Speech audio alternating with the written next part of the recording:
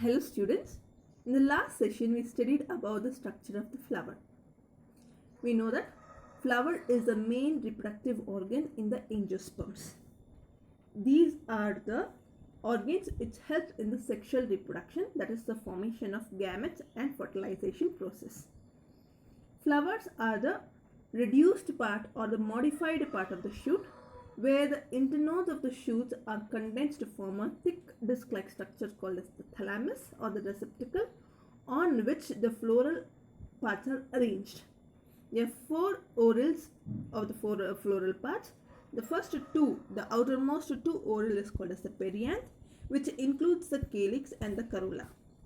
The calyx is a green colored part of the oral which helps in the protection of the flower during its bud stage, and the corolla is the colored part of the oral and the second part of the oral which helps in the attraction of insects for the pollination process.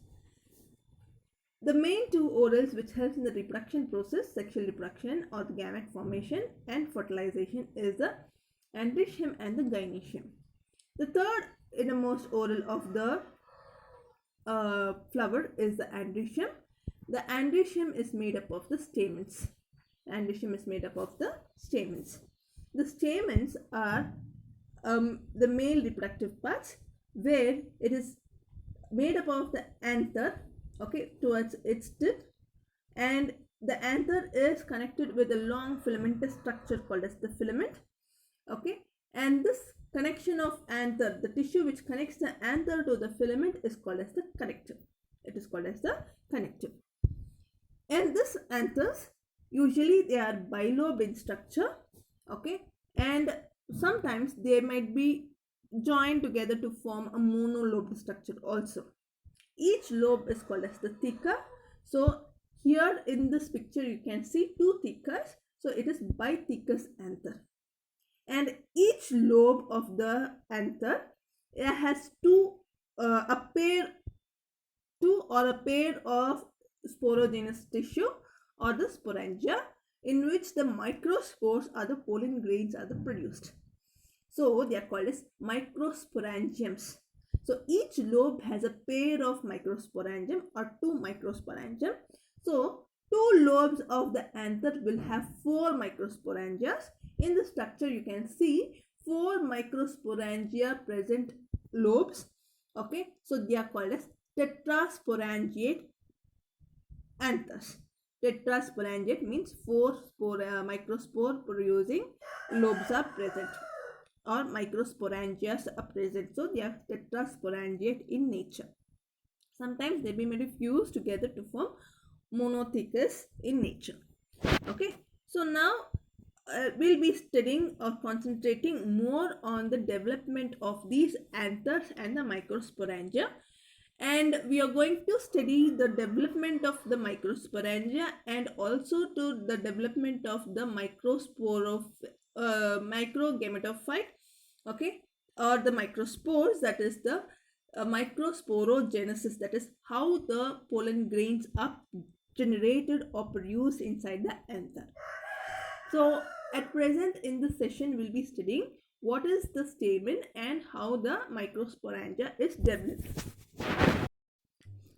If you have to study about how the pollen grains or the microspores are generated, we have to study the detailed structure of the anther.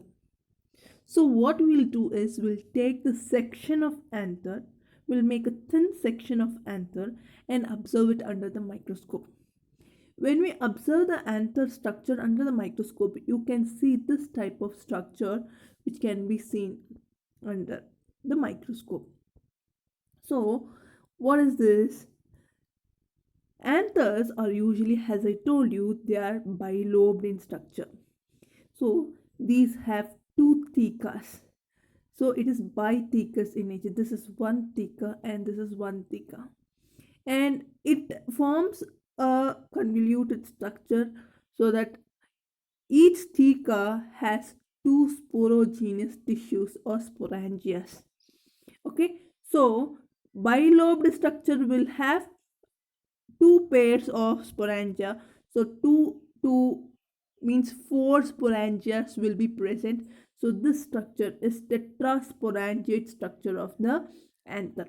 So when you take the anther, LS of anther, and observe it under the microscope, you can find the structure. So that the anther is bilobed, you can see two lobes, and each lobe has a pair of sporogenous tissues or the sporangias which is present. And with this they have the different other tissues also. So first we'll study how these tissues are developed. Okay, so and here you can find the connective tissue. The connective tissues brings about the vascular tissue, a single vascular bundle which helps in the supplying of the water and nutrients for the developing anthers in the sporogenous tissue. It is this sporogenous tissue has the or the sporangia which has the microspore mother cells which gives rise to spore microspores or the pollen grains by undergoing meiotic division. Okay, so usually all the cells in this tissue is diploid. Only the microspore mother cells, when it undergoes meiosis, they produces the haploid cells which forms the pollen grains. So where does the pollen grain produced? The pollen grains are produced inside the anther. Where inside the anther? In the sporogenous tissues, that is sporangia. Is the sporangia haploid all the time? No. Sporangia has a spore mother cells which is diploid. When the spore mother cell in the sporangia undergoes meiosis, then only they produces the haploid, which results in the formation of the microspores or the pollen grains, which is the male gamete. Which is the male gamete. Understood? So how does the male gamete produced, or how do the microspore mother cells or the sporangias are produced? So now what we are going to study is we are going to study the development of the anther and the pollen grains. First we will study about the development of anther, how the anthers develop to form the microsporangias, tetrasporangiate structures of the anther. Later we'll study how the pollen grains are developed. Okay, so usually anther is a young anther is just a mass of tissue, a parenchymatous tissue. You can detailedly explain all the process of development of anther with this picture. So usually the anther is just a mass of parenchymatous tissue. Okay, it is undifferentiated in nature. They have only two layers of tissues, that is the outermost layer is called as the epidermis and the inner mass of tissue called as the hypodermis.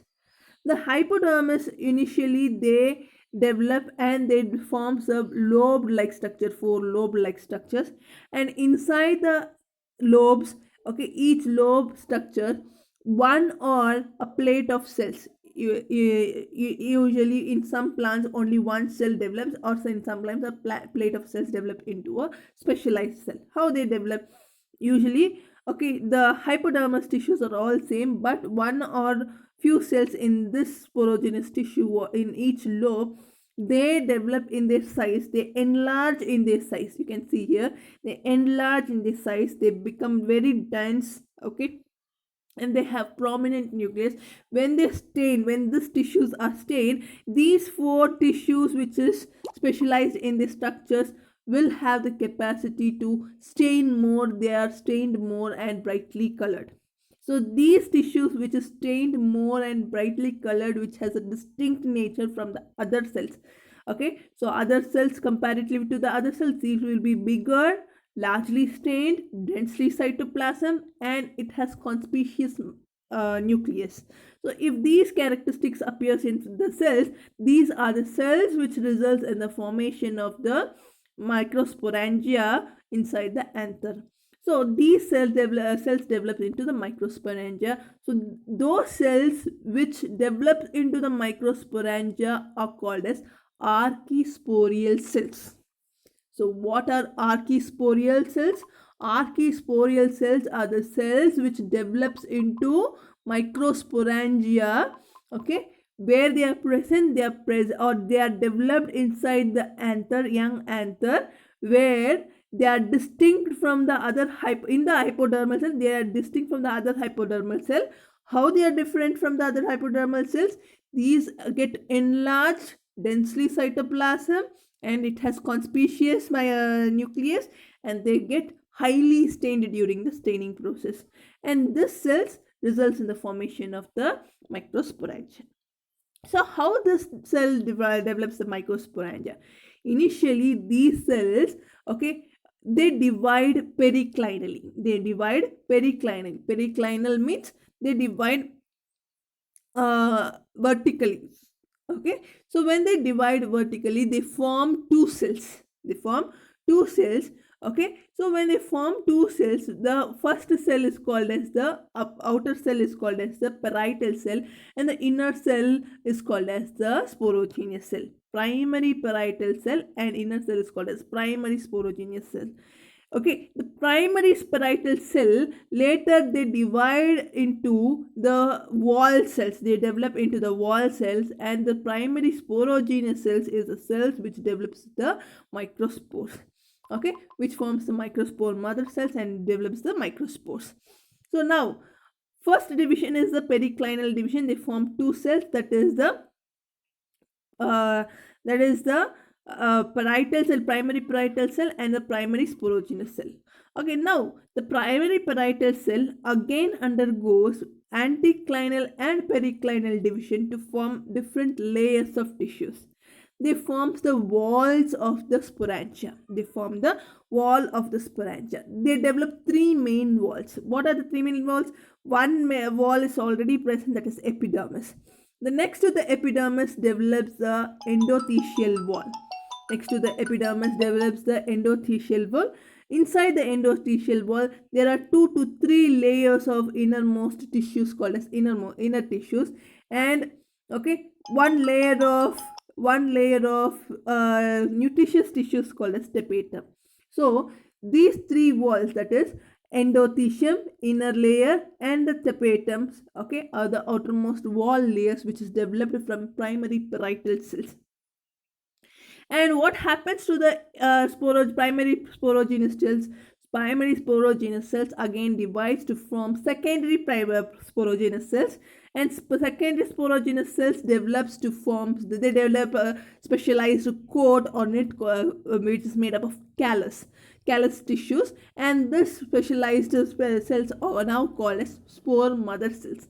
These spore mother cells are present inside the tapetal layers, many layers of wall layers. Inside the wall layers, the sporogenous mother cells are present. These sporogenous cells, mother cells, undergoes meiosis. Okay, you know what is meiosis? Meiosis is a reductional type of division which results in the 4 haploid cells. Diploid cells undergoes meiosis to form 4 haploid cells. So they undergo 4 the reductional division, that is meiosis 1 and meiosis 2. They form 4 haploid cells. Initially, all the 4 haploid cells will be bounded within the callus. As the callus dissolves or they are removed, these 4 haploid cells will be released, and each cell is called as the pollen grains, and this pollen grains comes out. So this is how the young anther develops into a mature anther and forms the pollen grains. So how they are formed? Okay, how they are formed? Initially, the young anther has only two, it is a mass of tissue which is having only 2 layers, that is epidermis and hypodermis. Then as they mature, they develop into lobed structures, and each lobe will have two, inside each lobes, they develop two that is archisporial cells. Okay, either individual two archisporial cells or pair plate of archisporial cells, which results in the microsporangium. Later, this archisporial cells initially they undergo periclinal division to form 2 cells. I'll show you with the help of the chart so that you can understand better. So this is how. Okay, so undifferentiated part of anther, it has epidermis and hypodermis. In between the hypodermis, they develop the archisporium. Archisporium divides into 2 cells: primary parietal cell and primary sporogenous cell. Primary parietal cell divides to form secondary parietal cell. Secondary parietal cells divides to form 3 layers of walls around the microsporangia, that is called as endothecium, middle layer, and tapetum. Okay, so next is primary sporogenous cells. What happens? Primary sporogenous cells develops into secondary sporogenous cell. Secondary sporogenous cell develops the callus walls, and they undergo meiosis.